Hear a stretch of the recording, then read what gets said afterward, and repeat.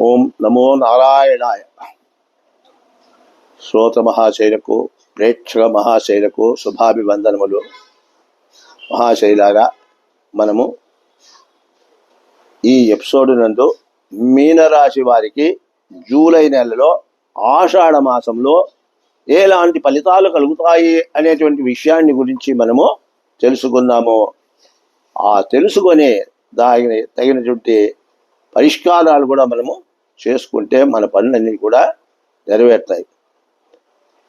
ఈ మీనరాశి వరకు పనులు నెరవేరుతాయి. అవి ఎట్లా అంటే కొంచెం నిదానంగా నెరవేరుతాయి, నెమ్మదిగా నెరవేరుతాయి. కాబట్టి తొక్కులాడకుండా నిదానం వహిస్తే వాళ్ళ పనులన్నీ కూడా వీళ్ళు సులభంగా నెరవేర్చుకునేటువంటికి అవకాశం ఉంటుంది. కుటుంబ సమస్యలు కూడా కలుగుతాయి. ఆ కుటుంబ సమస్యలు కూడా మీరు దృష్టిలో పెట్టుకొని జాగ్రత్తగా వెలగడం మంచిది.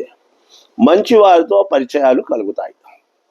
కాబట్టి మీరు మీ విషయాలు వాళ్ళ ద్వారా నెరవేర్చుకునేటువంటి అవకాశాలు కూడా వాళ్ళ యొక్క సహకారంతో నెరవేర్చుకునే దానికి కూడా వీలవుతుంది అనమాట.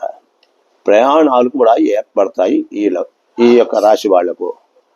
ఆదాయము వ్యయము రెండు కూడా సమానంగా ఉంటుంది, వస్తూ ఉంటుంది, పోతూ ఉంటుంది.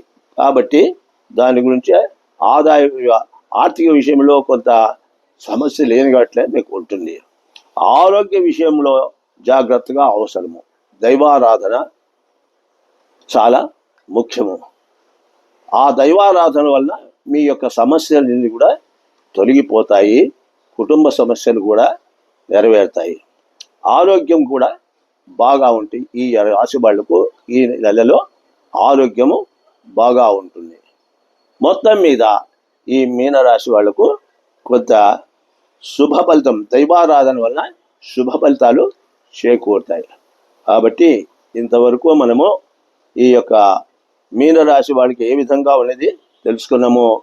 మొత్తం మీద ఈ నెలలో ఈ 12 రాశుల వాళ్ళకి ఎలాంటి ఫలితాలు వస్తాయనేది మనము విపులంగా తెలుసుకున్నాం. కాబట్టి ప్రజలందరూ కూడా మీరు ఒకసారి బట్టి 2 సార్లు ఈ ఎపిసోడ్లు చూసి మాకు సబ్స్క్రైబ్ అయ్యి మేము చెప్పినటువంటి విషయాలు జాగ్రత్తగా పాటిస్తే మీ యొక్క సమస్యలు తిరిగి ఈ నెలలో మీరు సుఖంగా ఉండగలుగుతారని ఆశిస్తున్నాను. ఓం స్వస్తి.